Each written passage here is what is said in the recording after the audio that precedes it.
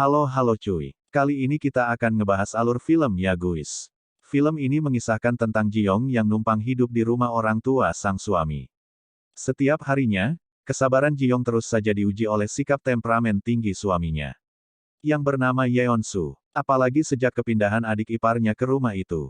Yang membuat semakin uring-uringan. Kehadiran adik iparnya, yang bernama Minho, ternyata memberikan pengaruh sebaliknya pada Ji-young. Dari pria muda itu Ji-young mendapat perhatian cuy. Yang jarang diberikan oleh suaminya. Diam-diam Minho pun menaruh hati pada kakak iparnya cuy. Yang cantik dan aduhai itu. Oke lur, tanpa perlu panjang lebar lagi, yuk kita lanjut dalam ceritanya. Menyiapkan sarapan untuk orang seisi rumah sudah merupakan rutinitas harian bagi Ji-young. Di mana yang sedang menikmati sarapan bersama suami. Dan kedua mertuanya, suami Ji-young yang bernama Yoon-soo. Mendadak hilang selera makan, karena ayahnya memberi kabar kalau Minho akan tinggal sementara waktu di rumah itu. Ji-young yang paham betul kalau hubungan suaminya dan adiknya Minho tak begitu harmonis, langsung menenangkan suaminya. Di dalam kamar, Ji-yeon pun berusaha menjadi penengah. Di antara konflik dua bersaudara itu, dengan wajah kesal, yang mengutarakan kalau adiknya yang sekarang berstatus pengangguran, hanya akan menjadi beban keluarga cuy. Namun untuk merendahkan emosi suaminya, Ji-young pun mengingatkan kalau malam itu adalah jadwal mereka untuk memprogram buah hati. Tanpa pikir panjang, Yong-soo pun langsung terabas cuy. Dari ritual nikmat yang mereka lakukan, terlihat jelas keegoisan Yong-soo, yang selalu ingin dilayani oleh sang istri. Dia sama sekali tak menghiraukan kondisi Ji-young, yang masih belum mencapai titik kepuasan cuy. Pagi itu setelah melepas kepergian suaminya ke tempat kerja, Ji-young langsung melanjutkan kegiatannya sebagai ibu rumah tangga. Beres-beres rumah, mencuci pakaian, dan peralatan makan sudah menjadi teman dalam menghabiskan waktu di hari-hari Ji-young. Karena mendapat kabar duka dari sanak keluarga mereka, yang baru saja tiada. Mertua Ji-young pun memutuskan untuk pulang ke kampung halaman. Selama beberapa hari lur, sebelum berangkat, mereka menitipkan rumah pada Ji-young. Sekaligus mengurus keperluan Minho yang sore itu akan pulang ke rumah. Scene berlanjut. Bel rumah yang berbunyi, menyadarkan Ji-young kalau adik iparnya telah tiba di sana. Suasana canggung pun tercipta, ketika Minho sadar kalau kedua orang tuanya sedang tak ada di rumah. Namun keramahan Ji-young yang berperan sebagai tuan rumah kala itu bisa sedikit melumerkan suasana lur. Sebelum meninggalkan Minho di kamar, Ji-young berpesan, jangan ragu untuk memanggilnya, apabila perlu sesuatu. Sikap aneh Minho mulai terlihat saat dirinya sedang mandi, dan melihat isi dalaman Ji-young yang lagi direndam cuy. Dengan penuh penghayatan, Minho pun menghirup aroma tubuh kakak iparnya, yang masih tertinggal di benda antik itu cuy. Lalu mendadak atmosfer di rumah itu langsung memanas. Sepulangnya Yong-soo bekerja, sindiran pedas pria itu pada Minho membuat merah telinga siapapun yang mendengarnya. Untungnya emosi Minho tak terpancing oleh perkataan itu. Dengan sopan Minho mengutarakan keinginannya untuk mencarikan tempat tinggal orang tua mereka. Meskipun mendapat sambutan tak menyenangkan dari kakaknya sendiri, Minho berseloroh kalau dirinya akan berusaha memecahkan diri di rumah itu. Mau tak mau disudahi oleh Minho yang tiba-tiba mendengar kata umpatan dari Yeon-soo di kamar. Betapa syoknya Minho setelah tahu Ji-young sedang dimarahi. Bukan hanya sekedar marah, Jong-soo menggunakan kekerasan pada Ji-young yang dirasa terlampau berani. Kekesalan yang suka akan hadirnya Minho di rumah itu dilampiaskan dengan menyalahkan Ji-young, yang tak kunjung memberikan momongan. Minho pun tak bisa melakukan apa-apa, selain hanya menatap iba Ji-young, yang terlihat murung. Karena lamunannya itu, Ji-young sampai lupa mengunci pintu saat sedang mandi.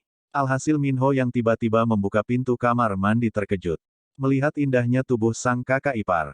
Semenjak kejadian itu, nampaknya Minho makin penasaran pada sosok kakak iparnya, yang sangat menggoda. Kejadian di kamar mandi beberapa waktu lalu, sepertinya dianggap sepele oleh Ji-young. Malah hubungannya dengan Minho makin dekat. Suatu pagi sang adik ipar dengan senang hati menemaninya pergi ke pasar.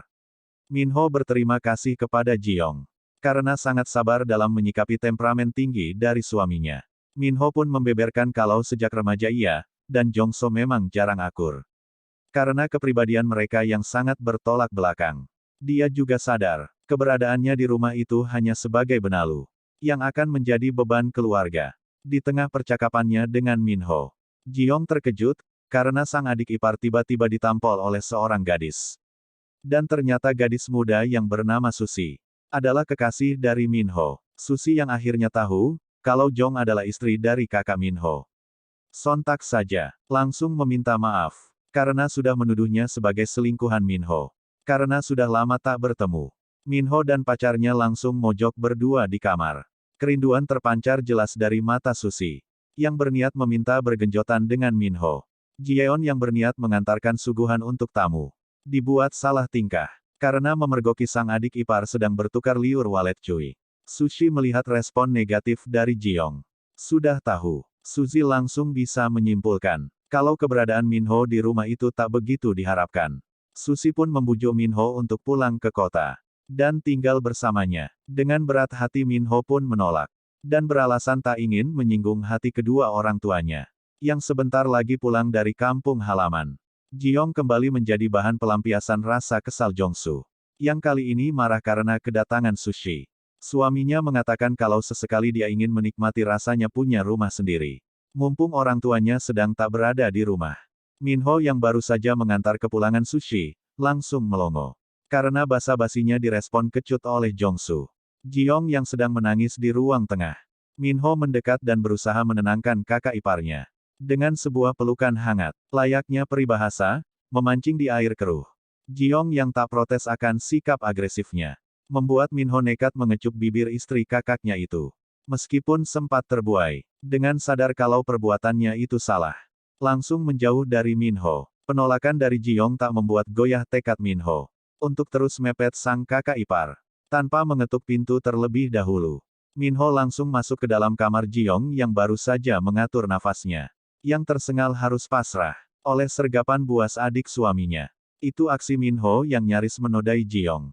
Harus terhenti karena mendengar suara orang tuanya di luar kamar. Meskipun sempat berontak saat diperlakukan tak senonoh oleh Minho, Jiyoung malah berusaha merahasiakan semua itu dari mertuanya. Dia pun menambahkan kalau Jongsu dan Minho sedang keluar rumah ketika sang mertua menanyakan keberadaan kedua anak lelakinya.